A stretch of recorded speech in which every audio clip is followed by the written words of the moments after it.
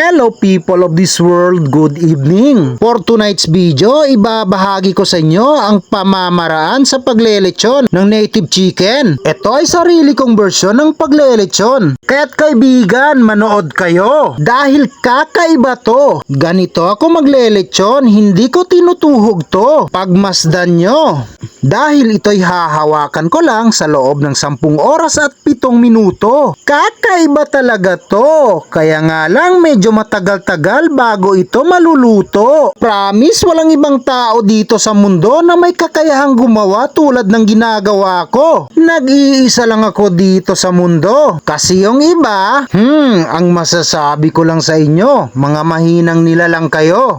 Kung napapansin nyo, etong manok na niluluto ko ay buong buo at kumpleto pang mga lamang loob nito. Ito ang pinakamasarap na lechon sa buong mundo. Panoorin nyo lang ang bidyong ito hanggang sa dulo.